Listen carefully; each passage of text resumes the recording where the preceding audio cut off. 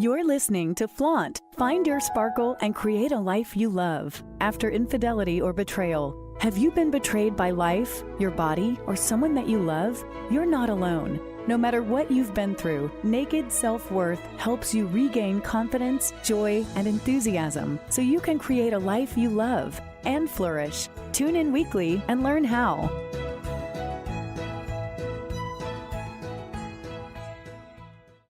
Hello, welcome to Flaunt. Find your sparkle and create a life you love after infidelity or betrayal. I'm Lora Cheadle, attorney and betrayal recovery coach, who believes that betrayal uncovers the truth. Betrayal uncovers the truth of what's possible for us once we stop focusing on what was done to us and start showing up unapologetically for ourselves. I would really love to connect to see how I could best support you on your betrayal recovery journey so you can understand what really happened and heal faster, skipping the mistakes, pain, and obsessive thoughts that plagued me during my own betrayal recovery journey. Today is the second of 3 interviews that I am doing with my husband, Shawn, who is the man who betrayed me. For those of you who have been with me for a while, you likely know our story. And for those of you who are new, welcome. And let me give you a very brief rundown of our situation. My husband, Shawn, cheated on me for 15 years with 5 different women. At the time that I found out, we had been married 23 years. And because his cheating was so extensive and there were so many different reasons for it, this show is going to have a lot of good, juicy nuggets for you and for the person who betrayed you if they are open and willing to listen. Some of the things that we are going to address today are why? Why would somebody cheat?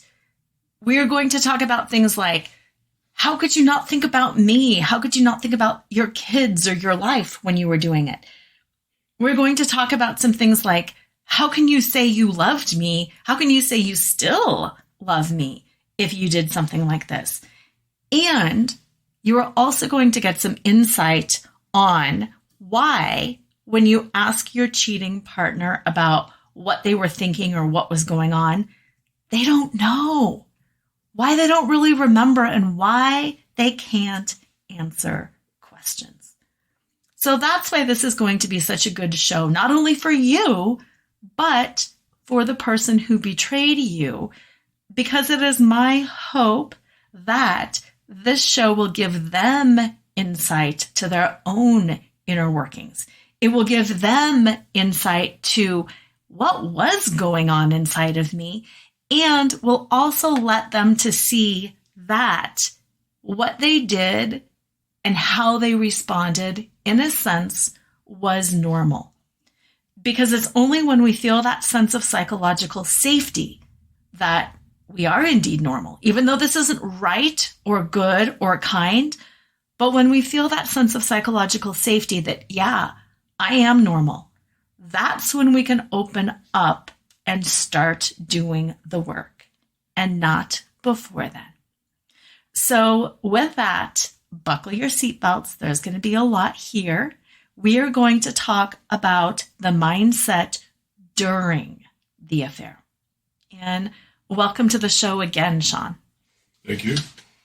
So the first show that we did, we talked about some of the things that led up to you cheating. Some of the pain, some of your feeling of being vulnerable, some of your desire to be validated, and some of how to say this, your not knowing what you were feeling, so your inability to express what you were feeling and what you needed. Is there anything else that you can think of to recap that first show, what led up to the affair, before we move into your state of mind during the affair? I would just reiterate the discussion we had around the vulnerabilities, because it set the stage for the poor decisions that I made that were based on traumas I didn't even know were still sort of in me and causing me to not express my feelings, not see that the ways you probably did validate me. So I started seeking elsewhere that validation based on this pain, this trauma. I've done a lot of work around that now, but frankly, looking back, knew that that's a broken person who took that route, unfortunately. And it's not the route I wanted to take, by the way. What I wanted was a perfect marriage. That's tough to have, we all know, but this during phase is a very long phase, so it's going to be an interesting conversation to see why did it persist for so long. Yeah, we've got a lot of ground to cover. Okay, so with the stage being set that you have in your heart a desire for a perfect marriage. We all have a desire, I think, for a perfect life, for a perfect marriage. And we also know that life is really freaking hard, that relationships are hard. And like you mentioned, you had a lot of trauma growing up that you never dealt with. And all people have a certain amount of trauma. And sadly, many people have not dealt with that trauma. So like you said, we have this frame, this background, some broken people, but still somebody who has a good heart and who really legitimately wants to feel good and wants to feel happy and wants to be in a connected, committed marriage. Is that fair? That's fair. Okay. So let's move into this during phase. Let's start just from the beginning, from the first time you had an affair. So many people, or the first time you cheated, the first time you took action on that. So many women that I work with say, what were you thinking? What made it okay to do it that first time? Well, nothing makes it okay to do it that first time or any time thereafter. Nothing makes it okay. And I think many of us are aware of that. And it's troubling, I'm sure, for the betrayed to understand how it is that we can get to a spot, the betrayer, get to a spot where we cross the line. And then when the line is crossed, how in the world do we maintain that whole process? So getting there, though, is something that I've thought about in hindsight a lot in reflecting on that time when it actually, this person is out of state, it's a long ways away, it's not, around the corner or, a local person. It was hard to make these things happen. And when I was actually in a situation where I could be with her, it was a weird, like, tunnel vision for me, a tunnel experience. Like, the rest of my life stopped when I was in that moment, and I'm only focused on this.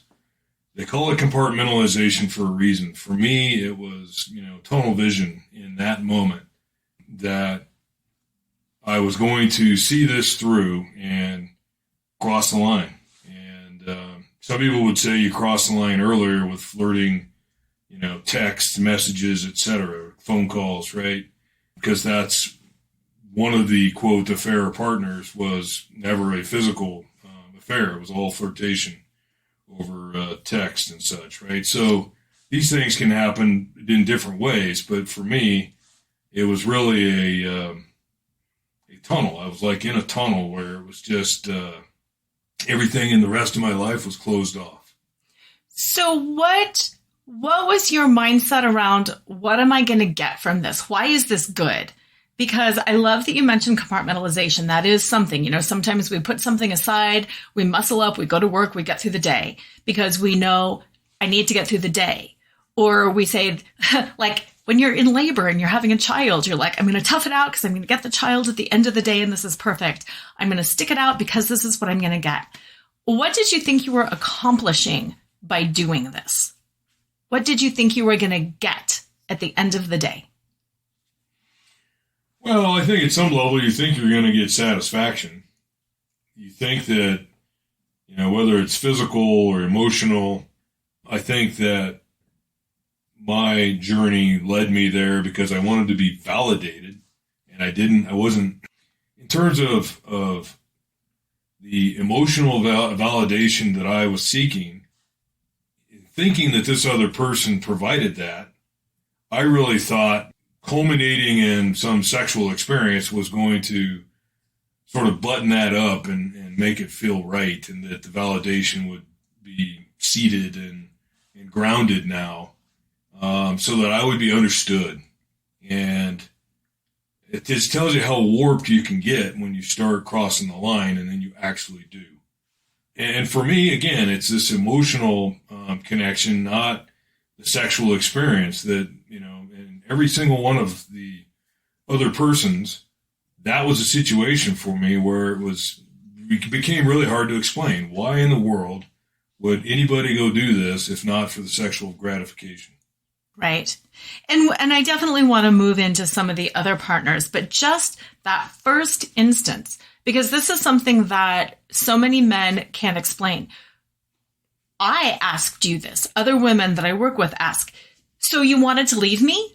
So you wanted to find true love, and so you wanted to leave me? So you're finding somebody who validates you. You want to button it up with a sexual experience. It's going to be amazing. So you want to leave me?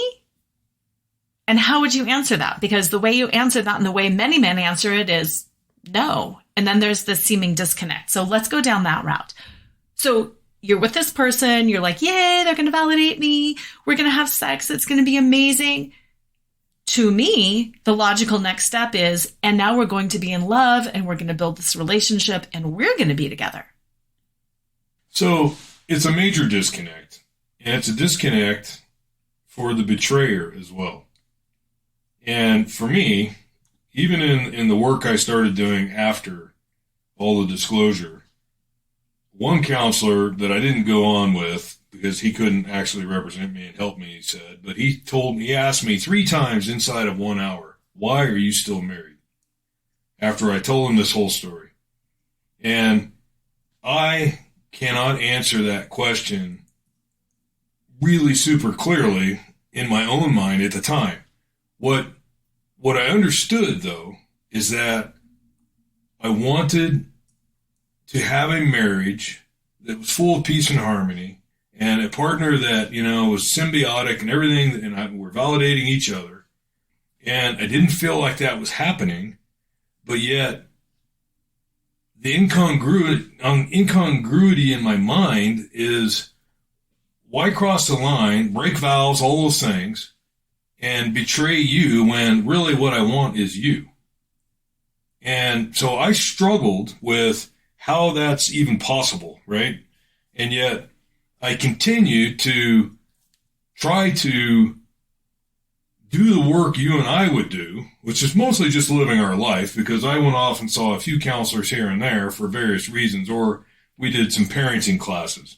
But the disputes that we had, or the lack of validation that I seemed to be getting in the marriage, I didn't think that it was necessary. I thought I could be validated by you. I thought, where's the glorious love we had when we met in the first, 7-8 years? And why did it shift for me? Right? So why am I still married? Why did I stay married for 23 years at the time and still go with these other persons?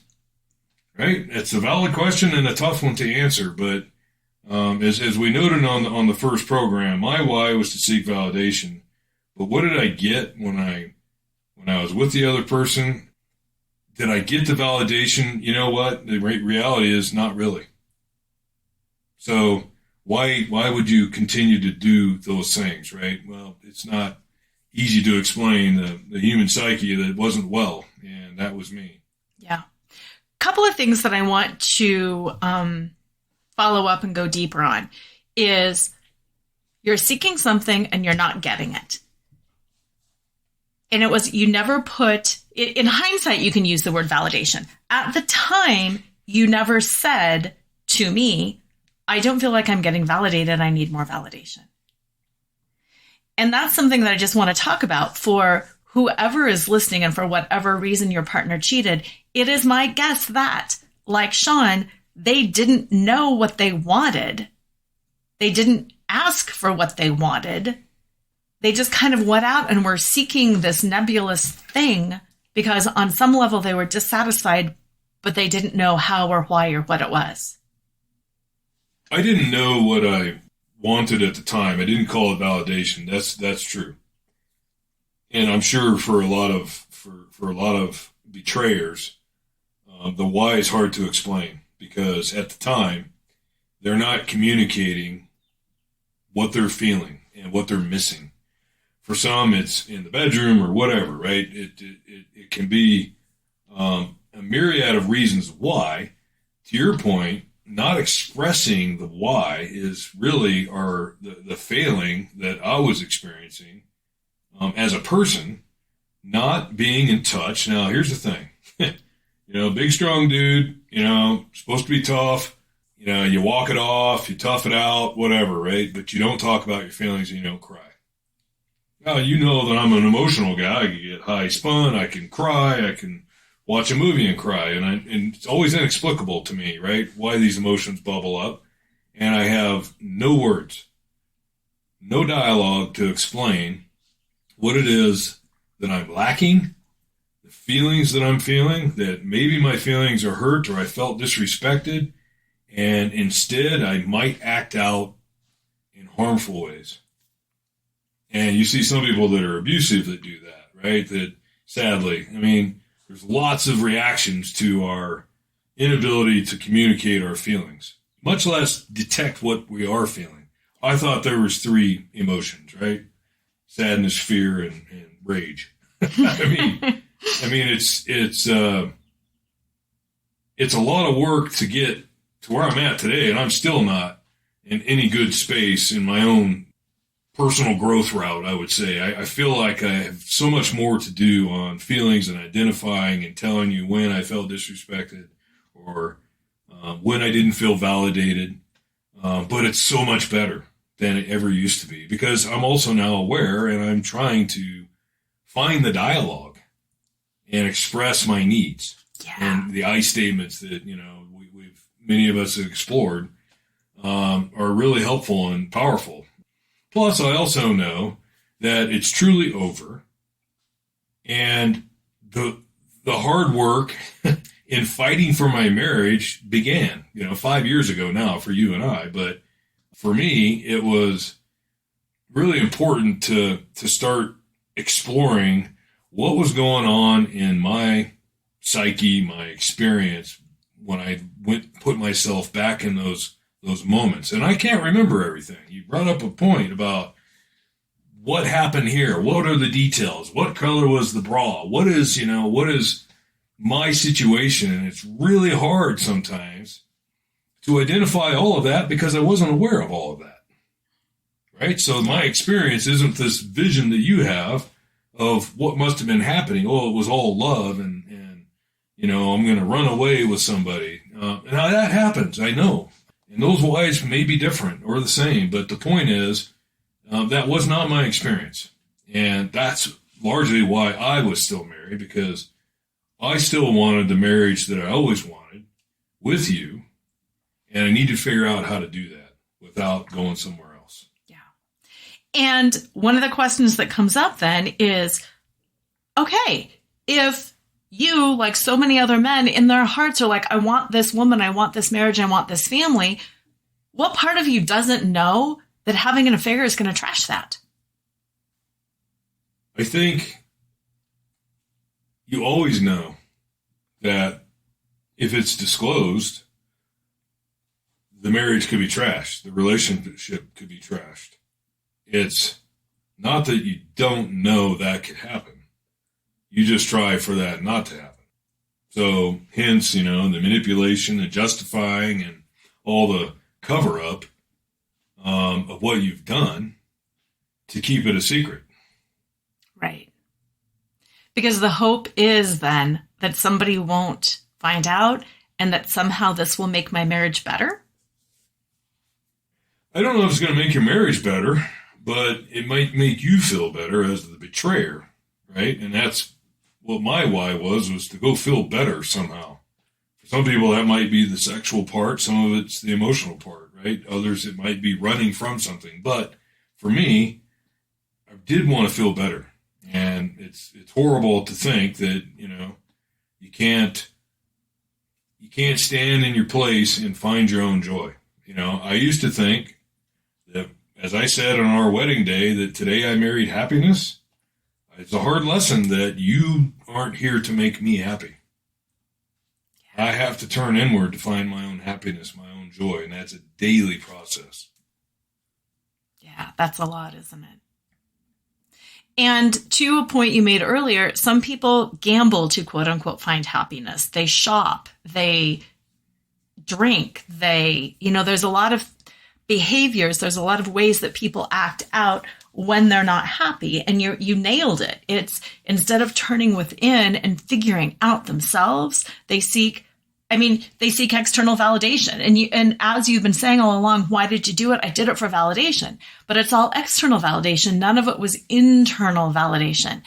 And there is such wisdom in that for anybody that, wow, it took you a lot of years and you hurt a lot of people trying to get them to validate you when all you needed to do is learn how to do it yourself.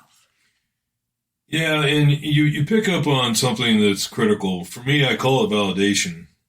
For others, they could easily, and I could even see in my situation, use the word happiness. I'm not happy. I'm looking for happiness. And happiness comes from within, not without. And so many of us that would drink or look at porn or go out constantly with, add another softball team, right? You're just gone 5 nights a week. Workaholic. I've had buddies that are in that. Yeah, workaholic. There's a great book. I don't want to talk about it that goes into a lot of isms, alcoholism, workaholism, and a lot of running from. And so really I was looking for happiness, for validation elsewhere and thinking that you're not making me happy or you're not validating me, right? Mm-hmm. When really that can happen within myself, and I had to go really do the work to figure that part out. Yeah. And fortunate that you saw how broken I was, and then that's when you had, this realization that you wanted to fight for the marriage too. So we're, I think, both fortunate that we're still here together because that was a big disclosure and a serious problem that I was experiencing. Yeah. And before I move on to the next question, what I want to say is, you're 5 years into doing this work. And like you said, it's not done. We're scratching the surface here. You're growing, you're learning, you're changing. But for anybody who is listening to this, this is not a short-term fix. And I don't want to be discouraging. You can do it. You can save your marriage. You can have your partner transform. You can have the marriage of your dreams. And it takes work, therapy, energy work, coaching, counseling, like you name it, classes, reading. It takes a lot of work and it takes time. And the realizations and the understandings develop and grow. It's not like you can have a 1-hour appointment with somebody and bam, all the shifts happen and your partner comes home a different person and says, "Oh, honey, I'm so sorry. What I understand about myself is," and now we're fixed. Yeah, and I think I would add that I'm not sure that you're ever fixed. Yep. We are humans. We're still going to have loss in our life, right? There's going to be perhaps trauma, sadly. Accidents happen, a car accident, or you lose your job. There's still going to be events, life events that can be very disruptive. How do you navigate those? That, to me, is really, when you say, I'm 5 years in, but I'm just scratching the surface. I think I'm a little deeper than the surface, but life still continues to happen. Just lost my dad recently, a lot of pain around that I didn't expect. Yeah. Because it wasn't, the greatest relationship, but, I had a connection with him later in life. And so now there's loss, right? So whatever your issue is going to be, to me, you got to use the phrase practice. Are you practicing what you've learned about yourself, about your spouse, about the human condition, about feelings, about expression, right? If you're making not yourself happy. Yeah. If you're not practicing, whether that's daily, weekly, whatever it takes to stay in alignment and connected with each other, then you're going to struggle. Right. So what are you practicing, right? Are you practicing non-verbal communication? Because that's probably not going to get you much further than you'd been. Exactly. Right? Are you practicing suppressing your feelings? No, you want to practice expressing your feelings, knowing what you're feeling. Where in your body are you feeling it? There's so many things to say about all this, right? Are you practicing personal connection? Can you stand and stare at each other eye to eye? Right? The things you and I do today are so much different than we did for 15, 20 years. Right. Right? And to me, that kind of level of practice for partners is really transformative compared to the experience I think I had that led me into affairs. Exactly. Okay, now what I want to move into is, again, state of mind during. And what I want to do is, sticking with the first affair partner, we will lump some of the other ones in a kind of a different category next. But sticking with the first affair partner, that you expressed and explained really well why you were going out. You were seeking validation. You were thinking, well, if my wife can't make me happy, this person is going to make me happy. And then I'll be happy, and then I can stay in my marriage, and my marriage is going to work, and it's going to be fine. So in your mind, it is a disconnect. It's not that I want to run off and be with this person. It's I want to make myself happy. Let's talk about how that worked for you. How happy were you after each time? What kept it going for 15 years? Because the way you set it up in your mind is, I'm just going to keep this person on the side for the rest of my life, and they're going to bring me that happiness. And then I can have this completely compartmented life. My life at home that is now perfect because this person on the side is giving me all the validation that I need. So now, marriage is perfect, relationship is perfect, and we're all happy. Did that work out for you? No, it didn't work out for me. But, there's a notion in affairs where sometimes affair partners really feel stuck after they've crossed the line.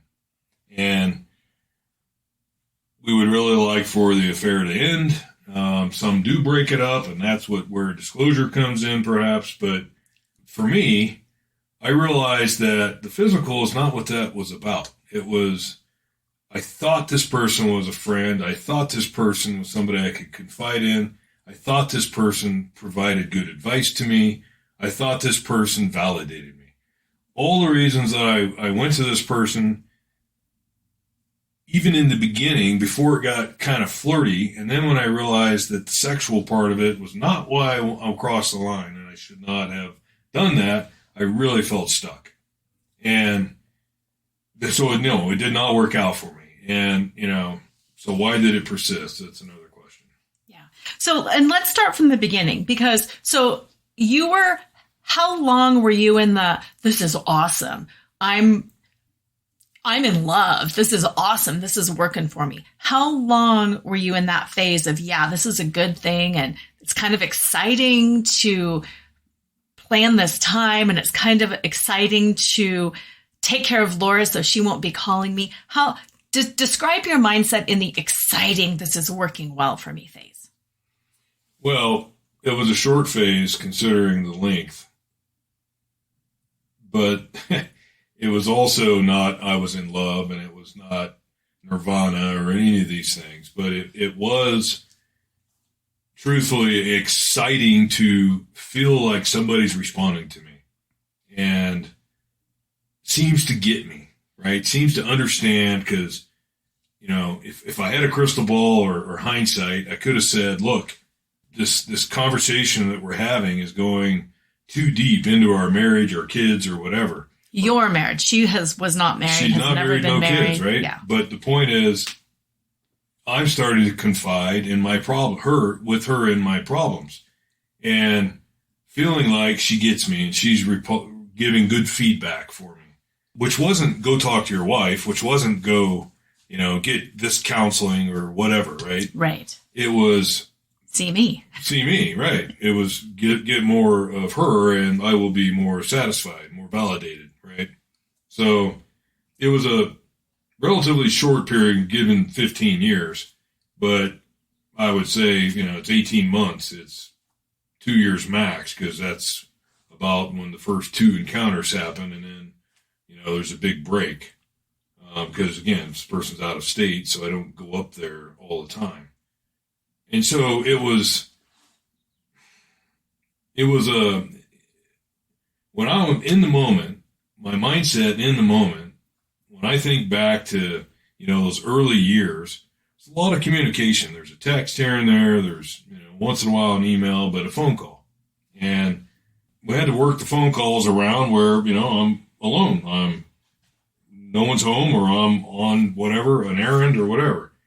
So there's manipulation just to make the phone calls, right?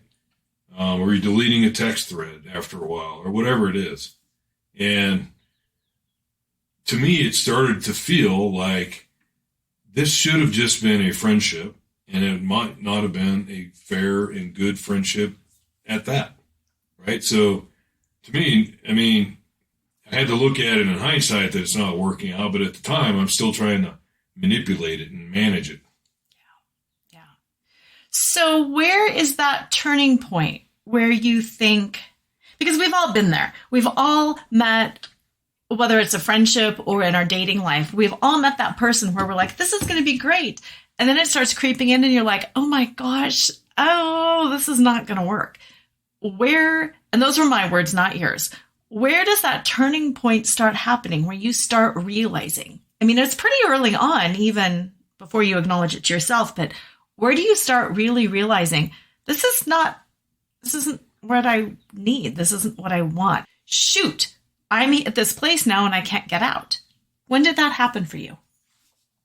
Well, it was after the second time we met in person. And I knew then that this is not a physical success. This is not something that I want to continue to pursue. Even though there was a few more encounters after that, it was something, again, like I said, I tried to, manipulate the situation into, it's a friendship that dabbles. It's a friendship that I could get validation and some, I don't want to even call it counseling, but it's someone to vent to who's going to give you. It's venting and feedback, right? And feedback that's going to give you what you want to hear. Not honest feedback, but she told you everything you wanted to hear to bring you back to her. Yes, and you got to understand that, in the course of a long relationship like that, it's not all one-sided. Like, Shawn needs to be validated, so Shawn calls the other person. It was a whole bunch of phone calls about life, about other things, about somebody that we knew growing up that died, something that, she needed, she wanted advice or whatever it is, right? And there was an odd time during that whole thing when I was trying to get her to date. And, it's like, I wanted this thing to end. So why didn't you end it?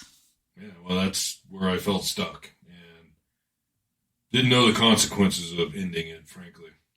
I don't think most of us ever do, except that, it could be really bad. Mm-hmm. And so call it fear, call it shame. It's inexplicable why, you can't just stand in your place and be strong enough to end something like that, much less not ever do it. But so, I didn't end it until disclosure came about. Mm-hmm. So you have this relationship. You seek it out because you want to feel better. You don't actually feel better. Before we move on, you say for about 18 months you felt better. I want to talk about that time before we move on, because there's a lot of men that are in that similar situation. Describe feeling better. I mean, how is this working? Why aren't you feeling guilty? Women will say, what about, you didn't think about me? How can you still love me during that? Talk about feeling better and still being in your family. This is where you really need a course in compartmentalization and how that actually works. And I like, as it was described to me, to use the same description of a chest of drawers. Imagine every drawer is a pocket of your life, and an affair other person is one of those drawers. My family is a whole nother drawer, and it might be a big drawer. There's other drawers, right? There might be a sports drawer. There might be, a work drawer. And ironically, work is something that many of us compartmentalize, but we have a hard time closing a drawer, right? So the point to your question is, how do you get out of a compartment and go to another compartment? That is being with an affair person and then going back to family or going to work or whatever it is, going to church, for goodness sakes, right? If you're with this affair partner and you literally close the drawer, that is shutting down that compartment. And all these neurons, however that works, right? The science is there, but you go and call your wife, or you're on your flight home or your drive home or whatever it is. You're opening the family drawer, that compartment, wholly. I'm not, 2 feet in each drawer. I'm closing and opening drawers all the time. And many of us do this. Some of us don't do it very well. And so some people, to your point about the guilt gets closed with the drawer. It's literally compartmented. So it's not like, I'm carrying this with me all the time and that I feel like I have to, the weight of the guilt, I got to go disclose it. Right. And yet, I want to put this in here too, because this happened in our relationship and this happens in countless other relationships too. The guilt isn't there consciously, but then so often when you would come home, or more likely when you were about to leave, you would pick a fight with me. So you could be mad at me. So somehow inside you're justifying, well, it's okay to do because I really have a bad relationship. And that is so common. Everybody's like, I could, now looking back, the years he was having an affair, he was always picking fights with me. I think that part of the manipulation process can cause us to, how do you get out of the family drawer and go to the next drawer, right? So some people would say, yes, they become ornery, or they pick a fight, or they become distant, or they don't want to be present, right? So they look for reasons to escape the family drawer and close that drawer. And you can then call that justifying, right, the persistence of the affair, because now you want to get over to the affair drawer and open that drawer. For others, it might be just getting into the pornography drawer, right, or whatever. It's a personal, private thing. So compartmentalization happens in all of these areas. Right. Some people, they drink alone, or it's not a social thing, and it's not a family thing. They want to go and be at the bar. So that's a compartment, and they do the same kind of thing I was doing in their family drawer, to get away and disconnect from the family. Yeah. Right? And like that, it's the reason to get away, the justification to get away. Right. I had to get away because, right. Yeah. Okay, so closing the drawer on that for a while. You have this affair, it's not working, you can't get out of it. In your mind, fortunately, she lives far away because I don't have to deal with her all the time. Yet, even though it didn't work, even though you feel trapped, even though you feel stuck, you choose to have affairs with 4 other women. Talk about that rationale. This is a whole different phase that, speaking of feeling vulnerable, where, and you and I have talked about this, but I really thought you were doing something. And I thought you were doing something with 2 other people. I'm realizing that you had begun this this sort of dance troupe career, not really a career, but a hobby. Having fun. But you were in superb shape, and I still have a dad body. And it was really, I'm losing hair, right? And I'm really feeling self-conscious about where I'm at. So I took charge, lost 30 pounds, tried to stay fit, get fit, was thrilled with what you were doing because the whole dancing thing was really cool to me. But it seemed to have these, flirty side perks that I thought were going further. And I felt like the vulnerability that I had is that I was also a betrayed person in a prior marriage. And I thought, I don't want to be stung again. I need to be ready. So this was a very different why, if you will, and purpose for trying to explore if I was acceptable to other people. And all those are failures.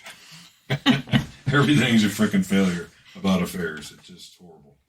Yeah. And thank you for saying, honestly, like, it is the vulnerability. There's a lot of pain in that you were betrayed before. At the time, only you knew that you had been cheating on me.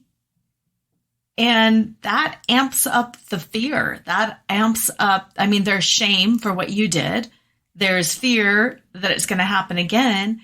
And there's also that protection instinct that I'm not going to be hurt again. And if she's going to do something, I got to protect myself. That's a horrible position to be in.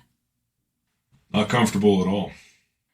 And then going back, to the logical question with hindsight that we can answer, but at the time, why didn't you express that to me? Why didn't you say, I'm concerned, I'm afraid, I'm sad, and having all this vulnerability? I can understand maybe not wanting to reveal the affair at that point, but why no communication around that? Well, I still had no tools that I was practicing use of, like I do today, to express my vulnerabilities. And I did not know that I had vulnerabilities. I'm still being tough guy. I'm still highly successful at work and have a mask over all of my trauma scars. I am suppressing, oppressing, but then the inability to explain where I'm at and what I'm feeling in an authentic way with you, right? So that I could get feedback on that and make sure that you understand where I'm at and then get reasonable change in our behavior, right? That should have been happening, and it could have been happening with the right help back then, but I didn't know it was a vulnerability. I didn't know how to express it. I just felt angry, and I'm not getting what I want, so I'm going to go somewhere else. And it was really, frustrating to be like, there's this notion that you and I, this story you and I have where I'm not a morning person, but if I, didn't want to have to deal with something in the morning, I would get up and head to work super early. Yep. Right? And you thought I was off having a real big project, working really hard, and I'm just mad as hell and can't figure out how to express myself, and off to work I would go. Yeah. And then it just stews. Right. And I'm in a state of gratitude, and you're mad, and think about the disconnect there. Yeah. And the happiness line was totally different for both of us during those periods. Mm-hmm. Mm-hmm. So did you feel stuck in these other affairs? How did you start and end these? They were fleeting in a way. It was more experiential, not emotionally connecting. The one, of course, was never physical, so it's just, texting and being naughty on text and not enacting and engaging. And I always thought, well, if that person wasn't out of state, then that probably could have been an encounter. But, others were, every one of them was different. I'm not sure, there's any value in explaining the description around those. It's just that they were fleeting. They were very short and, one encounter each, right? And there was two that were the flirting And it wasn't this emotional connection flirting. It's just, my vulnerability is, do I still have a dad bod, right? Or have I really turned a corner here and trying to stay fit and, looking at my 40s, and into the 50s, where am I going with all of this? And what's it going to be like physically for me? Because I am athletic. I want to be athletic. I want to stay fit and lose all that weight and then keep it off. But losing my hair, I'm this, I'm that, right? And not seeing that that's really a vulnerability. I just needed some reaction that, you're hot, you're dancing with this troop, and I'm like, holy cow, I'm not. So it would be nice to, I think, go through life, and a lot of people experience this, where you just don't love yourself. And the more work we do in that area, I think the better we all feel about expressing our needs and what we want, because you love yourself. Yeah. So well said, because, and I do want to point this out too, because a lot of women say this to me too, we were still having sex. We were having a lot of sex. It's not like we were having years where nothing happened. It was just your desire to know that you were still attractive to other people. You were attractive to me, but you wanted to be attractive to other people. I wanted to be attractive in life. And I felt like you were, and I wasn't. Yeah. And, I didn't even like myself in sex. I mean, it's like, yes, we were still having sex, but I didn't like how I looked. And so that's a huge vulnerability. And, all shapes and sizes, right? I mean, it's not about everybody feeling like you have to love yourself physically, but in a way, you just have to love yourself, whatever you are, whatever you like, right? Yeah. Whatever shape and size you're comfortable with is what I think you ought to love. And then, where are you in your relationships at that point? Yeah. And are you both in the same spot? Right. And you know what? That brings up something that is a bit of a segue, a bit of a rabbit hole, but I want to go there because I've had a whole show dedicated to this.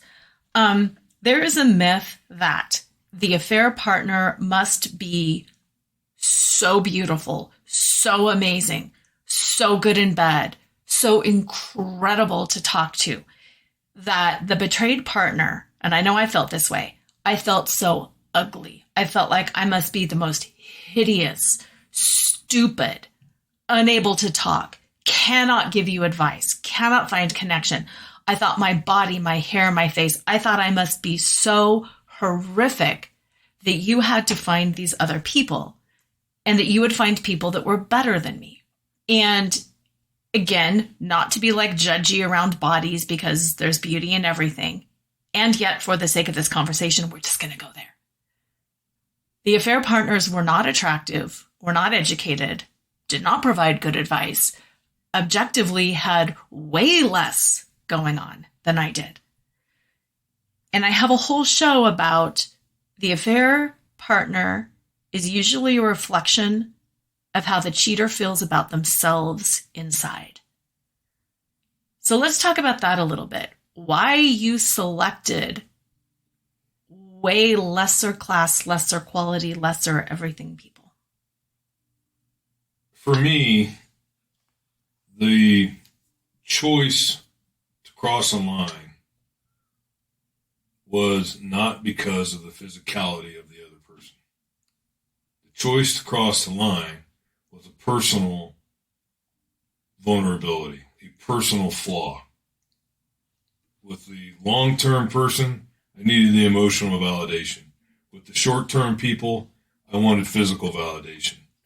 I wanted to prove that I was worthy of attraction or whatever, the experience could be. I wanted to see if I was capable of doing that. And it wasn't about the physicality of the other person. And I find that, I know that's tough on you because it wasn't. You are my queen of being hot. That's my attraction. It was not a physical attraction with these other persons. That just, it's why? Why would I let myself do that? I don't know. It was really hard to figure this out for a long time because the physical didn't work either. And it was, a big mistake every freaking time. And it was like, you know what? I need to somehow understand that my own self-esteem has taken a major hit, and I need to go work on this. Yeah. Well said. Thank you. So, wrapping back around to the beginning and just answering, I think you've answered so much in saying, I don't understand it. I didn't understand it then. It just seemed like the things to do. 5 years later, how much more clarity do you think you have? And how much more clarity do you think is still yet to come? Well, I don't know how you measure how much clarity. I don't think it's a percentage, but it's. Can I write a book about it? I don't know. I don't think I have that clarity. I don't think I understand it all. But I am way ahead of where I used to be. You want to call that 70, 80%? Something like that's what it feels like on why these things happen and why my situation unraveled like it did, and why I unraveled as a person to allow all that to happen, right? It was really challenging to stand in the mirror as a betrayer and face my own shame and guilt around that for a long time. Obviously, coming on a show like this and talking about it, is a huge leap for me. And we've talked on a couple other programs, and it's hard, right? Every time there's still a real difficult ability or a scary feeling to step forward and say, I did this, I own it, and here's how and why and all those things. And what I don't know. And what I still don't know, right, is what I don't know. Because I only know what I don't know or something. But anyway, it's really challenging for me to also piece together gaps, because you do delete a lot of text and you do delete a lot of communications, right? And phone calls are gone and done, and trying to explain the whole love piece or the infatuation piece or the excitement piece. It's taking a lot of dialogue to sort of resurrect it. I'm not going to call it hypnosis, but I sort of felt like I had to journal and discuss these things privately with counselors and then with you, having safe conversations, right? And as we always set it up, you have a difficult question. You'll set it up for me, so I'll know it's going to be an affair question or something of that nature. Mm-hmm. And is now a good time? And if I'm ready, I'll say yeah. Or otherwise, let's do this after dinner or whatever, and hit me, right? Right. And then I try to answer, and it's funny how little sometimes when you compartment, things get left in a drawer and you haven't dealt with it, so you don't have a good recall. Yeah, exactly. And I am so grateful and so glad that you have found it in you to have these conversations, that you have done the work, and that you are willing to share with others what it is you are going through, because I do recognize that that takes a lot of bravery. And the thing is, I also recognize there's this tension between, okay, you're the one that caused the problem, and we don't want to then celebrate the recovery of the person or the bravery of the person who caused the problem. But until we get comfortable with that tension and recognize, okay, yes, hurt people do hurt people, and it does take bravery to redeem oneself. And until we're comfortable talking about that and feeling around all of that, more people in your situation will not be comfortable doing the work to take that deep dive inside and to actually start repairing and redeeming and making restitution. And whether it's alcoholism or mental health or sexual abuse or any of those horrible things in our society that there's all this stigma and there's all this shame around, the point is we've got to talk about it. We've got to talk about what it's like to be the one who betrays, to be the one who abuses, to be that one. And until we talk about it, we're not going to solve the problem, because we can't solve the problem just having the victim share their side of the equation. It takes everybody coming together to bridge that gap to get that problem solved. So thank you for being strong and being brave enough to share what was going on in your mind, in your heart, in your psyche before and during. And then the next show after, we're going to take a deep dive into some more of that. Like, what kind of a man are you? And how do you redeem yourself after such a horrific fall? And what has happened within you and your life since D-Day, since the revelation of all of this, both good and bad? I want to close this show just with a revelation that there's light and dark within all of us. There's good and bad within all of us. There's pain and pleasure within all of us. We are all a mixture of everything. And it's only when we deny the bad that it strengthens. And it's hard to look upon that which shames us or embarrasses us, or to say, yeah, I know I hurt other people. But it's only when we look upon that part that we can really heal, that we can really rise, that we can own our goodness, our strength. And I thank you as my audience for holding such beautiful space for Shawn and I to come together and to have these series of conversations, because, yeah, it's painful and it's hard and there's a lot here. And it's only in our honesty, we believe, that we can really empower others to embrace themselves and their lives and their situations honestly as well. So thank you for holding such beautiful space for us. I look forward to seeing you on the next show. And as usual, have an amazing week. And always remember to flaunt exactly who you are, because who you are is always more than enough.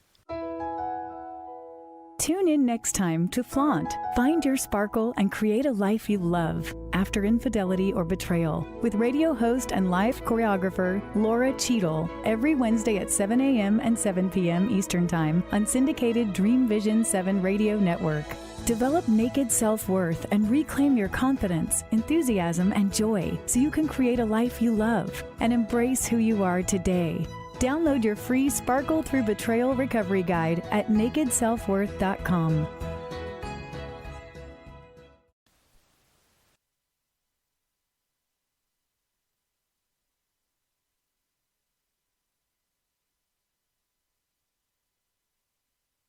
There are three things